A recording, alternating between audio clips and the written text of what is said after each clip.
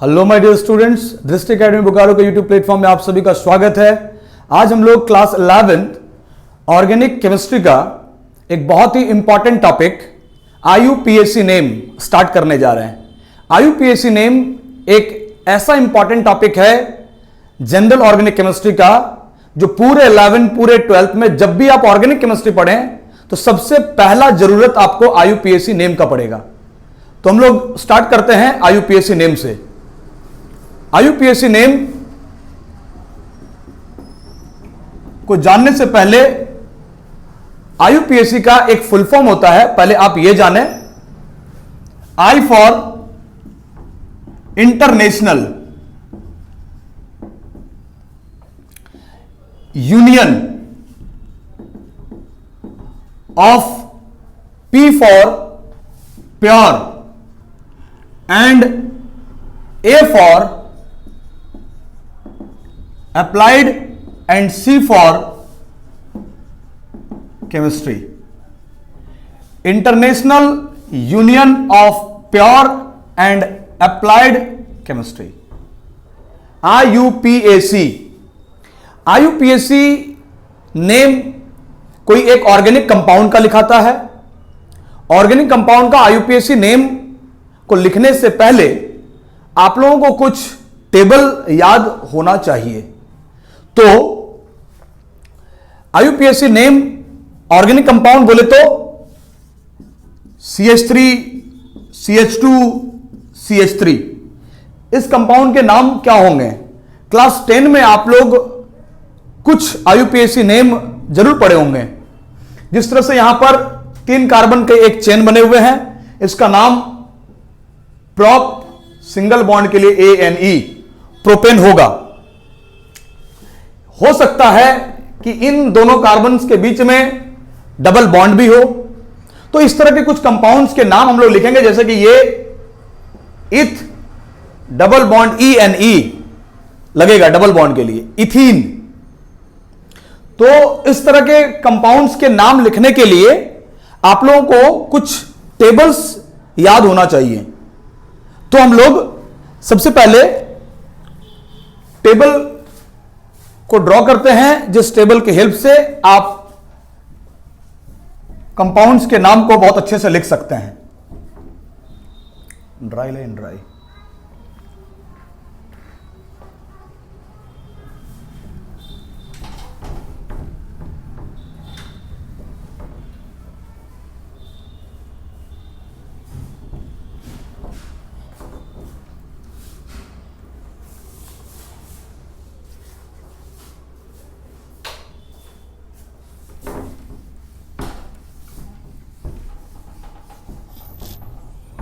Start करते हैं हम लोग इसके टेबल को।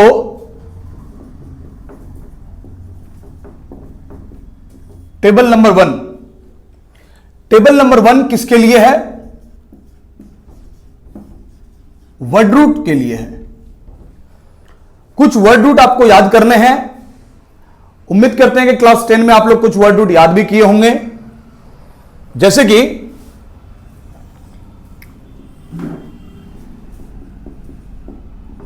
Number of C atom, it means number of carbon atom, और ये हो गए word root. C1, C2, C3, C4, C5, C6, C7, C8, C9, C10। C1 के लिए METH, meth, eth, prop, but, pent, hex, hept, oct, non, dec. इस तरह से आप सबसे पहले 10 कार्बन एटम्स के लिए आपको वर्ड रूट याद होनी चाहिए। आप कंटिन्यू नेम याद करेंगे, आप ऐसे याद नहीं करेंगे कि C1 के लिए मिथ होता है, C2 के लिए ईथ होता है, C3 के लिए प्रॉप होता है। ऐसे याद करने की जरूरत नहीं है। आप कंटिन्यू नेम याद कर लीजिए, meth, eth, prop, but, pent, hex, hept, oct, non, dec, ऐसे याद करेंगे आप। जब 10 आपका याद हो जाए तो फिर से आप इसको कंटिन्यू करेंगे। C11 के लिए, C12 के लिए, 13 के लिए, 14 के लिए, 15 के लिए, 16 के लिए, 17 के लिए, 18 के लिए, 19 के लिए एंड 20 के लिए। फिर से वही चीज, आपका 10 के लिए डेक आ चुका है, आप आगे अन लगा दें, अन डेक। 11 के लिए un dec, do dec, tri dec, tetra dec. 11 1 के लिए आप अन लगा दिए। फिर से 12 10 और 2 डू डेक, 13 10 और 3 ट्राई डेक, टेट्रा डेक। अब यहां से प्रॉब्लम खत्म है।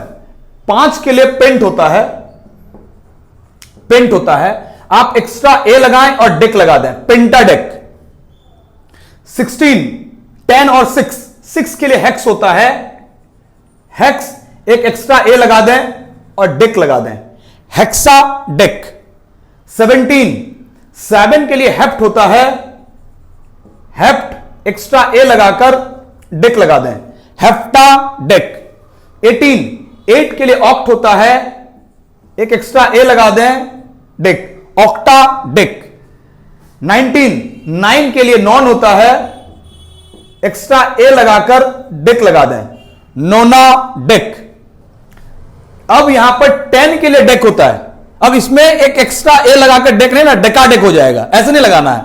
20 के लिए आइकॉस, 20 के लिए 19 18 17 16 15 14 13 12 11। तो आप कंटिन्यू नेम को याद करेंगे, meth, eth, prop, but, pent, hex, hept, oct, non, dec. फिर से आप 11 से undec, do dec, tri dec, tetradec, pentadec, hexadec, heptadec, octadec, nonadec, icos, ऐसे करके आप याद करेंगे 1 से लेकर 10 तक, 11 से लेकर 20 तक। ऐसे जनरली आपको 1 से लेकर 10 तक का जरूरत पड़ेगा। कुछ क्वेश्चंस ऐसे होते हैं जिसमें 11 12 13 14 इन सब चीजों का जरूरत पड़ जाए, तो बहुत बड़े बड़े कंपाउंड्स आईयूपीएससी नेम में जरूरत नहीं है जिनका आपको नेम लिखना है। फिर भी कंप्लीट आईयूपीएससी नेम को बताया जाएगा, जिसके लिए टेबल सबसे पहले आपका याद होना सबसे ज्यादा कंपलसरी है कि टेबल आपको याद है या नहीं है।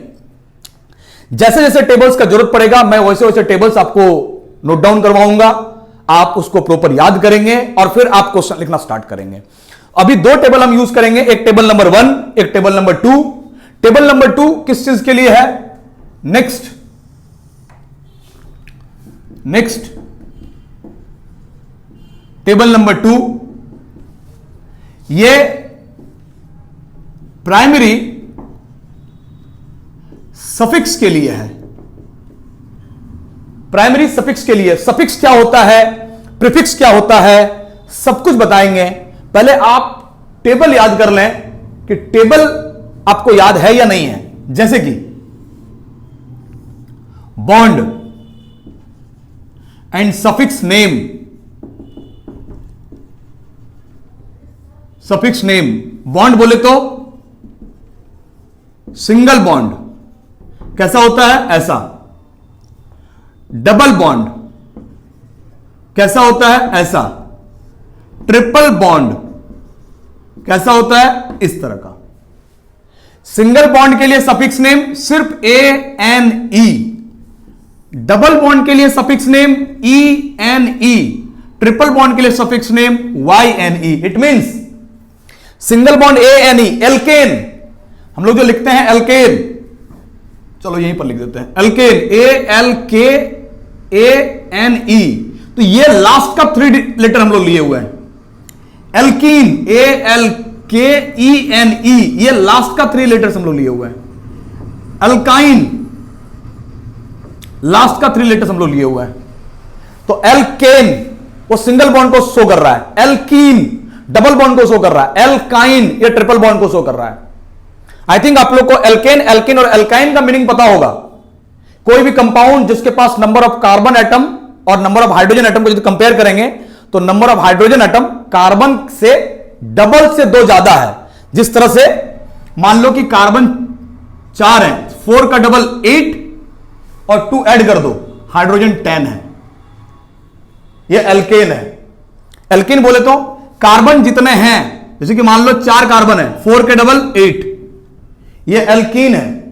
एल्काइन बोले तो कार्बन जितने हैं डबल से 2 कम है, 4 का डबल 8, 2 कम 6 है। तो एल्केन का मतलब जितने कार्बन है उसके डबल से 2 ज्यादा हाइड्रोजन है। एल्कीन का मतलब जितने कार्बन है उसके जस्ट डबल हाइड्रोजन है। एल्काइन का मतलब जितने कार्बन है उसके डबल से 2 कम हाइड्रोजन है, एल्कीन।